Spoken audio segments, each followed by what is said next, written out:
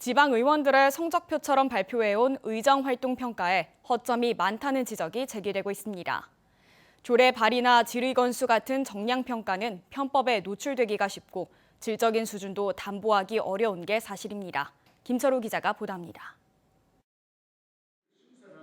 한 해에 한두 번씩 발표되는 지방의원들의 의정활동평가는 정량적 평가에 주로 의존하고 있습니다. 지금까지의 평가를 보면 조례는 몇 건이나 발의했는지, 시정이나 구정질의는 몇 번 했는지 등을 기준으로 평가해 왔습니다. 건수 위주로 집계하고 평균을 내면 그것이 지방의회와 의원들의 성적표가 되는 식입니다.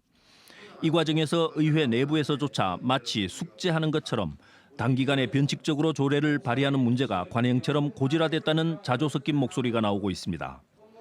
한 건도 없다 그러면 뭐 4년 뒤에 이제 아니면 2년 뒤에 공천에도 이게 조금의 불이익이 있을 수 있고 그러다 보니 의무적으로 해야 되는 거죠. 다른 지자체의 기존에 있던 조례들을 또 이렇게 컨트롤 C/V해서 이게 이런 경우도 또 상당히 많거든요.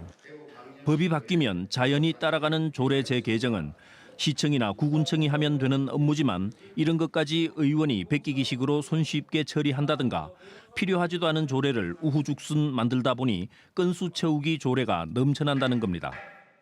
시민들과 함께 만들고 그것들을 통해 가지고 그 세상을 바꿔보려고 한다면 기본적으로 엄청난 시간이 필요하고 이게 반대하는 집행부를 설득해야 되고 이런 여러 가지 과정을 거쳐야 되는데 다르게 만든 조례가 많다고 해서 그 조례 한 개 만든 의원이 정말 그 가치 없는 의원을 폄하되는 거는 문제가 많다라는 거예요.